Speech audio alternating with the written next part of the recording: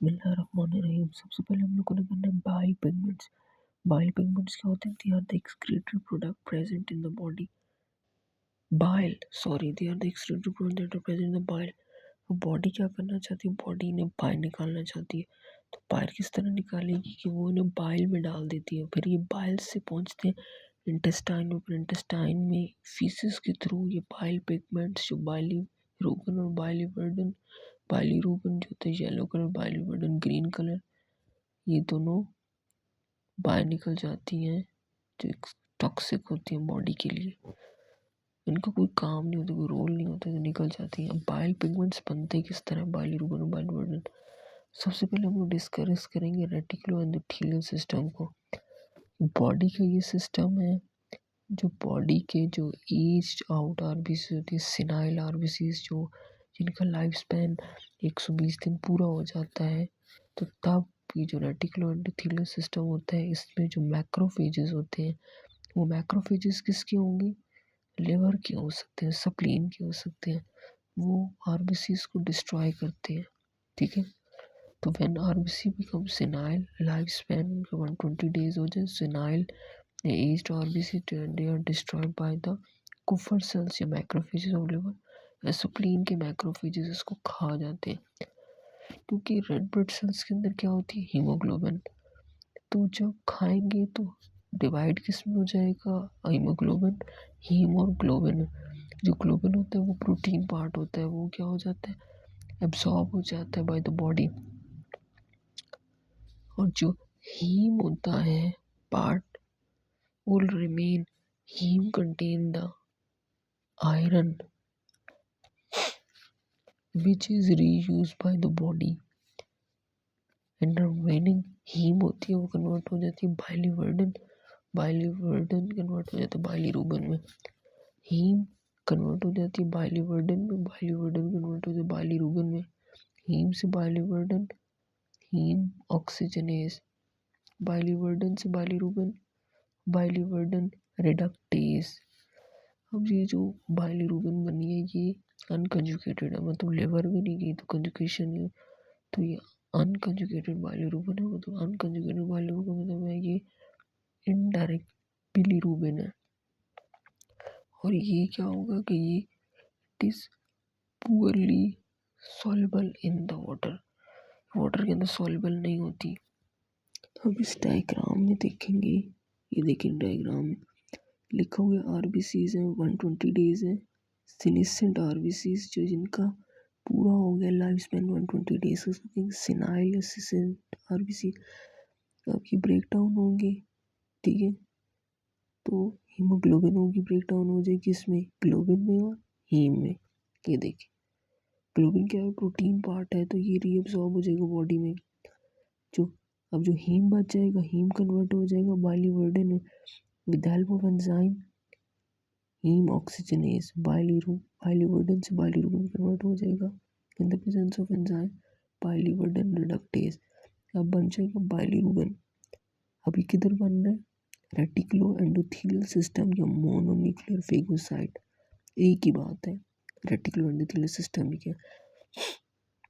अब ये जो बिलिरुबिन बना है ये क्या है? अनकंजुगेटेड बिलिरुबिन है, और इसको कहेंगे इनडायरेक्ट बिलिरुबिन। अब ये जाएगा बिलिरुबिन, जो अनकंजुगेटेड बिलिरुबिन है, ये जाएगा ब्लड में। ब्लड में जाएगा तो उसको कौन लेकर जाएगा? ऐसे अकेला तो नहीं चला जाएगा क्योंकि वाटर इनसॉल्युबल है, तो इसको लेकर जाएगा, एक प्रोटीन लेकर जाएगी जो ट्रांसपोर्ट करेगी बिलिरुबिन को ब्लड में। उसका नाम होगा एल्बुमिन। जो एल्बुमिन होगी वो इस बिलिरुबिन जो बना है यहाँ पे, इसको लेकर जाएगी इधर ब्लड वेसल के, ब्लड के अंदर लेके आएगी। To travel to blood, unconjugated bilirubin binds to albumin, forming a bilirubin-albumin complex. This complex is transported to the liver. अब ये जो बिलिरुबिन है ये डायरेक्ट ब्लड में किस तरह आएगी कि इसको एक प्रोटीन लेकर आएगा, एल्बुमिन ट्रांसपोर्ट करके वो इसको लेकर आएगा यहाँ पे ब्लड में। तो ये क्या बन जाएगा? Bilirubin albumin complex. अब ये जो बिलीरुबिन एल्बुमिन कॉम्प्लेक्स होगा, अब ये जाएगा लिवर में। अब लिवर के अंदर क्या होगा, एंजाइम होगा यूडीपी ग्लूकुरोनाइल ट्रांसफरेज। वो क्या करेगा कि जो कंजुगेटेड बिलीरुबिन को कंजुगेट करेगा, बिलीरुबिन के साथ 1 और 2 मॉलिक्यूल जो ग्लूकुरोनिक एसिड मिल जाएंगे तो क्या बन जाएगा, bilirubin यूकोग्लूकुरोनाइड।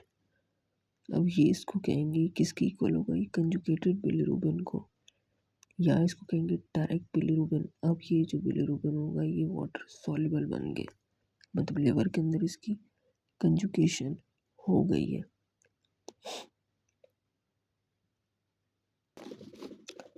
The liver takes of the unconjugated bilirubin from the blood।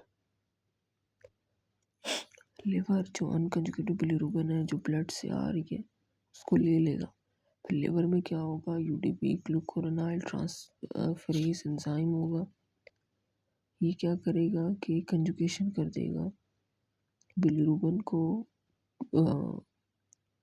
Conjugation कर देगा किस तरह, जो बिलीरुबिन होगी उसको 1 और 2 मॉलिक्यूल्स ग्लूकुरोनिक एसिड के साथ मिला के बिलीरुबिन ग्लूकुरोनाइड बन जाएगा, जिसको कहेंगे डायरेक्ट या कंजुगेटेड बिलीरुबिन। अब ये वाटर सॉल्युबल हो गया। अब ये जो बिलीरुबिन है, अब इसने एक्सक्रीट तो होना है। अब ये जो बिलीरुबिन है, conjugated bilirubin, it is transported into the bile canaliculus. अब ये बाइल कैनालिकुलम में जाएगा और ड्रेन हो जाएगा बाइल डक्ट में, ड्रेन हो जाएगा बाइल डक्ट में। तो अब जो बाइल डक्ट के अंदर चला गया, तो इसका क्या मतलब आ गया कि जो कंजुगेटेड बिलीरुबिन है वो बाइल के अंदर आ जाएगी, कंजुगेटेड बिलीरुबिन के अंदर चला जाएगा बाइल डक्ट में। ये अभी हमने बात पढ़ी कि जो कंजुगेटेड बिलीरुबिन होगा वो किधर चला जाएगा, ये नीचे बनी है, ये सिस्टिक डक्ट है और ये हेपेटिक डक्ट है। नीचे मिलके कॉमन क्या बन रही है, ये बाइल डक्ट। बाइल डक्ट के अंदर चला जाएगा। बाइल डक्ट के अंदर क्या होता है, बाइल। तो अब बाइल के अंदर कंजुगेटेड बिलीरुबिन आ चुके हैं और अब इसने किधर जाना है, ये बना हुआ है duodenum, first part of small intestine, यहाँ पे चला जाएगा इसके अंदर से जाता हुआ। मतलब ये ड्यूडेनम क्या है, first part of small intestine है, तो हम इसे कह दें कि जो कंजुगेटेड बिलीरुबिन होगा वो स्मॉल इंटेस्टाइन में एंटर कर गया है। In the intestine, the bacteria convert the conjugated bilirubin into the urobilinogen. The intestine, the conjugated bilirubin is converted into the urobilinogen. अब ये जो यूरोबिलिनोजन है 20% तो क्या हो जाएगा, रीअब्सॉर्ब हो जाएगा ब्लड में, और जो ब्लड में रीअब्सॉर्ब होगा फिर ये चला जाएगा किडनी की तरफ। It is transported into the kidney and excreted in urine as urobilin, giving urine yellow color। और जो हमारे पास 80% ऑफ द यूरोबिलिनोजन है वो कन्वर्ट हो जाता है स्टर्कोबिलिनोजन में। स्टर्कोबिलिनोजन ऑक्सीडाइज हो जाता है स्टर्कोबिलिन में। Stercobilin is excreted in feces giving stool its brown color। So approximately 80% of the urobilinogen is excreted as stercobilin in the stool। बस बिलीरुबिन का मेटाबॉलिज्म खत्म हो गया। एक दफ़ा इसको डायग्राम से भी देख लेते हैं।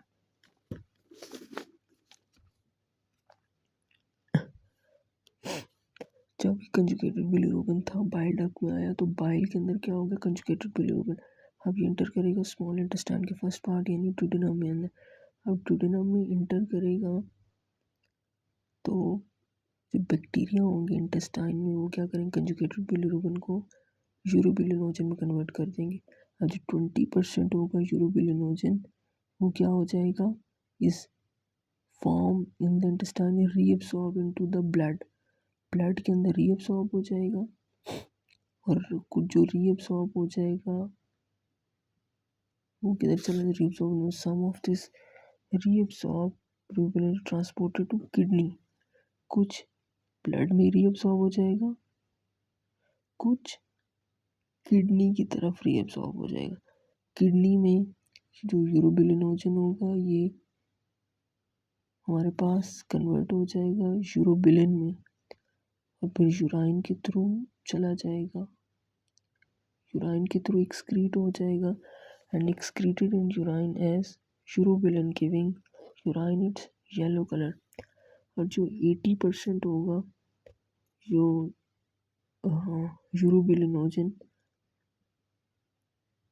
वो कन्वर्ट हो जाएगा स्टर्कोबिलिनोजन में और जो स्टर्कोबिलिनोजन होगा ये क्या हो जाएगा, ऑक्सीडाइज हो जाएगा to form stercobilin. Stercobilinogen is oxidized into the stercobilin, which is excreted into the feces, giving feces its stool is brown color. ये ठीक है, इसको एक दफ़ा और से देख लें।